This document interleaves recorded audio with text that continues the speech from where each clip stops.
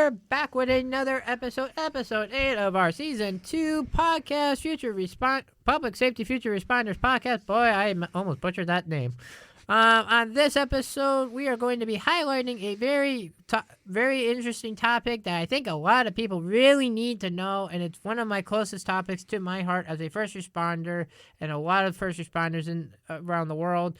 So we are going to be highlighting highway safety risks for first responders and reminding folks who are driving to please slow down and move over. I don't know how many times I have to say it. We have seen it with the public service announcements from a whole lot of agencies, from the National Transportation Authority in the United States, even our own states. In the United States, all 50 states do have a law that states slow down and move over, or move over and slow down. So we're going to go into that and highlight that along with some statistics. So we're going to get into it. I'm Firefighter Tiger, co-host of the podcast, with my favorite co-host, Medic Dog. Please say hello, Medic Dog. Hello, what is up, everyone? I'm so happy to be back. I'm sorry that I was out for the last episode. I was sick fighting a cold, but I am feeling better. Still have some lingering symptoms, but I am feeling better, and I am so happy to be back. Well, I'm glad that we have you back in the podcast room, and we are going to start off with what is the move over and slow down awareness. All 50 U.S. states have laws that require drivers to move their vehicles over at least one lane or slow down when approaching an emergency scene on the roadway. Basically, regardless of who's on the side of the road, whether it's emergency responders such as law enforcement, firefighters, EMS, or even non-emergency services like your tow trucks and the DOT workers. Across the United States, not only do we have these laws, we also have fines that are in place, like for construction zones, and that where if a lane is blocked, the fines are doubled in some areas. So please be on the lookout for that. And that. Sadly, in 2021, we unfortunately had 65 fatalities that were struck on America's highways. That includes all responders, police, fire, medical, DOT, which is the Department of Transportation, and, of course, our tow truck operators. Folks, I want to take a moment as a quick sidebar and say, even though I know a lot of people don't recognize tow truck drivers as emergency personnel, to me, they are technically part of the emergency services staff, because if it wasn't for them, you want to get your disabled vehicle off the road. I don't know how, but would you agree, Medic Dog? I absolutely agree with that, because they are the ones that get your broken down car to safety, but not only that, they're the ones that get to a repair shop to get it fixed. So they are considered emergency personnel. Right. So, like I said, in 21, there were 65 emergency response fatalities, which basically are firefighters, police, EMS workers, DOT workers, and tow truck operators. And then in 2022, unfortunately, 50 more, were struck by motorists who decided we're going to be distracted. Which, folks, I want to point out right here and now, if you are on your phone, which I know a lot of people are, please, please, please do not be on your phone while driving. Because phones are a distraction, as we have clearly seen. If you got to send a text, do us a favor. You see that side over there? Slow down, move to the side, and send the text, and then get back on the road and continue on your merry way. Please don't try to text and drive. If you're a driver that has an occupant in the vehicle and you need to send a text, ask the passenger to send that text for you if it's urgent. I know in my household, if my father is driving and needs to send a text, either myself or my mother is in the passenger seat, he'll just pass his phone over, or I'll just say, hey, can you want me to send that text for you, because I don't want to be distracted. I actually have to say, Firefighter Tiger, don't mean to cut in, but no, go right ahead. My mom does the same thing to me. to me. She if she needs to send a text right away and I'm in the passenger seat, she'll pass me her phone or tell me to take her phone and send this text to this person, and we'll read the whole text aloud. Right. Going back to the move over law. The move over law came into play in 1996, and every state has chosen to enact it since. In 2017, it was amended to include non-emergency vehicles too. So, okay. Basically, when I refer to as non-emergency vehicles, those are your Department of Transportation vehicles, like your dump trucks, and stuff that are operated by the Department of Transportation, and also your tow truck operators, whether it's a small tow truck or a flatbed. Basically, the guidelines are the most easiest to follow, and I'm going to repeat this twice so y'all understand them. The guidelines are straightforward. Move over, and if it's not safe to do so, slow down when approaching an emergency and non-emergency vehicles stopped on the side of the highway. I'm going to repeat that one more time. The guidelines are straightforward. Move over, and if it's not safe to do so, slow down when approaching emergency and non-emergency vehicles stopped on the side of the highway. According to Sergeant Don Pagan of the Connecticut State Police, says, I quote, I think we've all had close encounters that make you appreciate that you get to go home in one piece at the end of the day. Since the start of 2021, there were more than 50 emergency responders that were killed across the country after being struck by a vehicle while responding to a roadway incident, according to the Emergency Responders Institution. Basically, folks, when you see like those red and blue lights or the amber lights of tow truck operators, that's an indicator that you need to move over, because that way you give them space for them to work, and that even though they are required to wear high visibility vests, and that it's crucial that you do them a favor and be respectful and move over, and that in terms of distracting driving, few examples I have heard of have included the following: drunk driving, distracted driving, which I think distracted driving can clearly explain itself what a distracted driver is, in terms of distracting, and a few other cases. Folks, if you have to take your eyes off the road, that is considered a distraction for you, and you are not paying attention. It's real bad when I can see people going down the road, and you almost want to yell at them about, hey, get off your phone, or other things that I would say, but I'm not going to say this because this is a made for kids video that I'm going to be producing. So, yeah. Basically, in terms of at a roadblock, there are usually fire engines that are blocked, or as you'll hear in a public safety PSA announcement that will be posted also on the podcast, coming on the podcast YouTube channel, is the fact of it can be a fire engine or fire police. Fire police is a division of the fire department who are basically responsible for road closures and to assist in directing traffic to out of the zone of danger, as I'm going to put it. Along with the fleet, there are some fire departments out there. I think there's one, and people can correct me if I'm wrong, but I think out in Minnesota and a few other places, there are trucks in their fleet, in their emergency response fleets, known as a blocker truck. For those of you who do not know what a blocker truck is, according to firetruckmall.com, link in the description to go read the article. Firefighters know the danger inherent in working a call on any busy roadway. Scene safety has been an issue for decades. It can be challenging to focus on providing quality and compassionate care to the people who we are supposed to serve when our own safety is threatened. Blah, blah, blah, blah. This risk that comes with this can be mitigated with a dedicated vehicle, a.k.a. the blocker truck.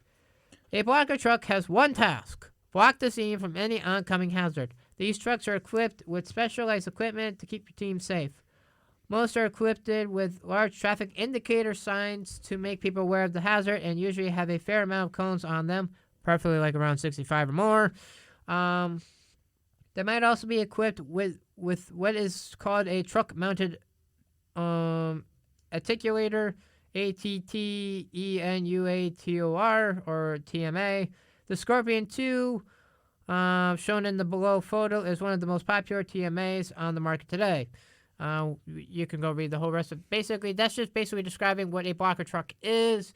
It's basically, to put it in simple terms, it's a truck designed to block the emergency scene from oncoming cars and a few other hazards that may come their way, which are also responsible for closing down lanes and that. Anything else you would like to add, Medic Dog? I just want to say, obviously another big hazard in that case is speeding. Make sure you're watching your speed. Yes, please. Look at your speedometer. If the road sign says speed limit 65, which apparently is the most common speed limit, except for one highway in Maine. I don't know why they have a 70-mile-an-hour speed limit. Please don't question me on that. Go talk to Maine about that. That is the speed limit. That is how fast you are supposed to be going. In some states, depending on how nice the police departments are, some will say, well, the speed limit's 65, but if you're doing about 5 miles and over, they'll probably issue you a warning of, hey, next time we're going to let you off with a warning, but hey, slow down a bit and stay within the speed limit. But if you're doing about 20 miles an hour, like I'm going to just say, if the speed limit sign is 65 for another example, and you're doing 20 miles an hour, I think that's 85 miles an hour, if my math is right, you're done. Your license is going to get pulled. I'm sorry, but that is reckless endangerment to not only yourself, but to many other people. And the police department have a very tough time trying to catch speeders. It's bad enough police departments have to conduct hot pursuit, but they really kind of don't want to do that because it puts their own safety at risk, because after 100 miles an hour, they have to call it off due to safety liability and insurance papers that they don't want to deal with, on top of all their other police reports. But anyway, but please, as a member of the first responders community, do us all a favor and slow down and move over. Basically, I'm going to put it to you in more of a perspective. If there is a problem in the right lane and the right lane is closed and it's directing you to either move to the left, please be nice and kind of naturally, carefully move over. Or if it just so happens, if you have the lucky luck, or in terms of what I'm going to consider the lucky traffic code, just to put it, since we're talking about highway safety, if you happen to have an exit right before the accident, instead of trying to merge in with everybody else, I know it's going to cost you more time, but do me a favor. Take that exit if you can, because it's going to help you get around it, and you can probably get back on the highway about a mile down from the accident. Otherwise, you can do your best to move over, and if you are basically somebody who's in the left lane and there are traffic moving over because of an accident, I don't care how mad you're going to get or how frustrating, but kind of be nice enough to say, oh, there's an accident. I'm going to slow down and let you come into my lane and nicely move over. Which basically means, please. I know I'm going to say this, and I know I'm going to probably get people that are going to turn around and say, oh, well, technically that's not true. I'm like, well, technically it is. If you are at an accident scene, do me also another favor. You know that lovely steering wheel we're all used to, that we all like to drive because it helps us move? Don't blast your horn, because it's just going to cause a problem. And if you're on the opposite side, I know where I'm just focusing on highway safety going by the accident, but if you're on the other side, there is also another term that I want to bring up, and I think Magdog can agree with me. It's called the courtesy factor. I have personally, no matter how many times I've been on a motor vehicle accident scene, I have personally seen what is known as the courtesy factor. I have seen that on a motor vehicle accident. Folks, don't do that. If you're on the opposite side and you're going in the opposite direction, please, please, please don't cause a courtesy factor, because then you're just going to put yourself into a more dangerous situation because you might just get hit. And we're already dealing with one motor vehicle accident. We don't need to deal with another one right there. So when we tell you guys, keep going, that's an indicator of don't stop. Just keep going. I don't care if you're slowing down. It's nice of you to slow down, but please just keep going. I don't need people when they're driving do basically I'm driving and, oh, look at that, there's an accident, and just stare at it and then turn their attention back to the road. Please don't do that. I've seen that so many times on a motor vehicle accident scene, and that it's just I just love it when either myself or a few of my fellow firefighters have to turn around and tell you, move. Like, just keep going. Because we're also trying to also tell you, we don't want you to get hit too. So do us a favor. When you see the sign that says slow down and move over, please, please, please follow it. Follow all of the road signs that you see. Right, that is also true, my dad. Please also follow all road signs. You all had to go through driving school to get your license. Please, it's not that hard. I'm currently doing that. Yes, if you're with the hopes to get my license soon. Yes, if you're a learner permit like myself or Medic Dog, who is working on getting our own licenses, please follow all road signs and please be respectful of other people. We don't need people on the road, even though it's been happening, and even though it's funny to watch. But don't do it. If you're aggravated, please don't stick your... I hate to say this, and I'm going to say this, and I'm going to bite my tongue. Please don't give the middle finger to somebody. Please. Just don't. And if you're going to ask me what is the middle finger, why?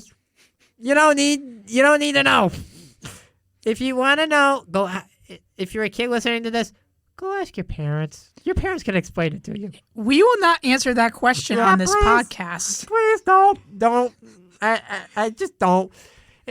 Honey, what's the middle finger?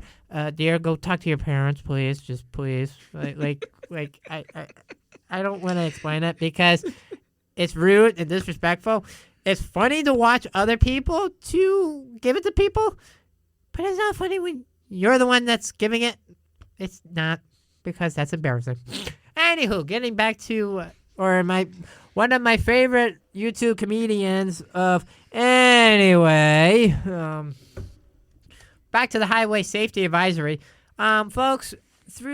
If you're in the state of Connecticut, between Monday, November 13th, as of the date of this recording, to November 17th, which is I think a Saturday, if I'm not mistaken. Let me check the calendar. Yes, we all love calendars. The 17th is a Friday. Okay, correction. On Friday, November 17th, which you'll probably be hearing this podcast, the state of Connecticut, if you're a state of Connecticut resident, Connecticut is doing what is known as Crash Responder Safety Week. That is in cooperation with the Traffic Incident Management, where basically the Federal Highway Administration sponsor initiative communicates the simple steps everyone can take to keep roadway responders and the public safe around traffic incidents. Every minute of every day, law enforcement, fire and rescue, emergency medical services, public works, transportation, towing, and other responders work roadsides to make roadways safe for all road users. These traffic incident responders put their lives at risk when clearing each of the nearly 7 million annual motor vehicle crashes or the broader range of incidents such as stalled vehicles or roadway debris. Folks, I want to also highlight another thing. If you see traffic cones marking of a lane that is being shut down, please don't try to run them over. Yes, I know they are basically, oh, I didn't see it there. Hello, first off, they're reflective, so I don't get how you can tell an officer, sorry, officer, I didn't see them when they're reflective, and your headlights reflect off of them. That's why there's reflection tape on them. I just don't understand why. But anyway, Crash Responder Safety Week is also an opportunity to promote road user awareness and to adherence to move over laws and traffic incident management responder training for all traffic incident responders. In cooperation with the Crash Responder Safety Week National Committee, a campaign toolkit with the strategy for outreach themes. Basically, the Federal Highway Administration encourages national, state, and local organizers to amplify the visibility and messages of this important week by using the campaign toolkit. Well, you can just look it all there. But anywho, basically, the big takeaway I want you all to take away is, when in doubt, slow down and move over and let us work, regardless of who we are, whether we're first responders, DOT workers, tow truck operators, regardless of who's on the side of the road. Do us a favor and slow down and move over, or you're going to be paying the price. Anything else you want to add? No, I'm just going to say, make sure you're following all the laws on the road and just, follow all the road signs. Make sure you're paying attention to road signs. And also, please stop at the stop signs. Yes, that's also another thing. You see that red and white octagon shape that says stop? That does not indicate a yield sign, which is a white and red triangle that says yield. There are completely different. If you need to know the difference, how did you pass your driving test? I'm sorry that I had to throw in some comedian kind of style remarks, but it's the only way I can kind of simplify it without getting frustrated, since this is a kid-friendly audio recording, to indicate to kids, yeah, this is what your parents should be doing, not to cause arguments. But anyway, last thing I will say is, for the theme of the 2023 week is protect those who protect you, indicating if you see emergency responders, tow truck workers, public works, or Department of Transportation out there, do us a favor, slow down, move over to protect us, who in turn protect you from being the person who we are responding to. Whether that is a motor vehicle disabled on the side of the road, or a crash, and folks, also, here's another thing I want to point out. If the first responding community gives advance warning, like, I don't know, like, put a barrier like about a mile up the road that indicates that there's a crash, or like some of the road signs that they have is right lane closed ahead, that's an indicator for you to say, I think I need to slow down because I'm going to probably be moving over because my lane's going to be closing soon. Or, those highway signs, those digital highway signs that also say the same thing, like delay or accident. That's also another advance warning that the state's kind of telling you, hey, there's an accident here between these exits. Traffic's going to be delayed. And that's another thing. If you're sitting in a traffic that's delayed due to an accident or for whatever reason, that's also not a good time to also blow your horn, because people can't go as fast as they want to when it's delayed. I don't know why people do that. I just don't see why people feel the need that I'm really frustrated, I need to get somewhere, I'm going to blow my horn to get people to move. I don't know why people would do that unless they're frustrated. But there are better ways to handle it. But anywho, a few other points I want to say.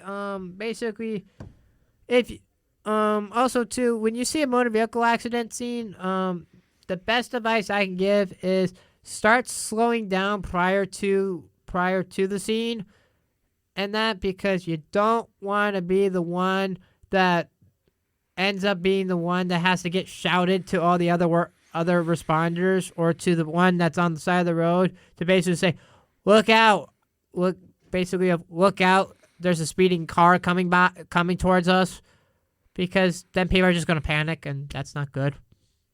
So anywho, last thing you need to say, Medic Dog? I just want to say I couldn't have said that any better. So good job.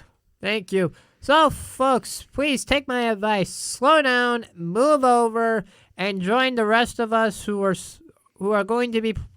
basically advising you all to realize the simple fact of when there's an accident or there's work on the side of the road, please slow down, move over, and let us work, and we will all get along safely.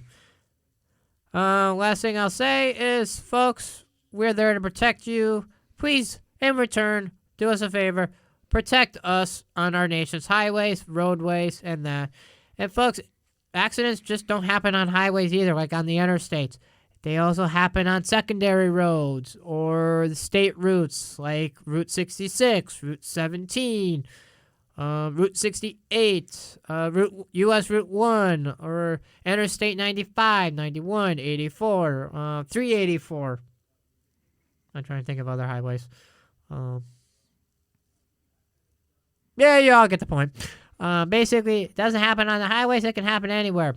There are plenty of work that gets done on our nation's roadways. Please do us a favor, slow down and be careful, because we might be tending to someone who you love, and we don't want to be the one that has to come to your aid because you weren't paying attention. So, folks, last thing I'll say is, please don't be distracted. If it's a text message, pull to the side of the road safely and give the text message and then get back on the road. Or if your car has one of those features of handheld devices where you press a button and you can audibly record it, I know a lot of cars do, you can also use that. It also helps you and it keeps your eyes on the road. But if you really need to send that text, either give it to a passenger or pull to the side of the road and send it.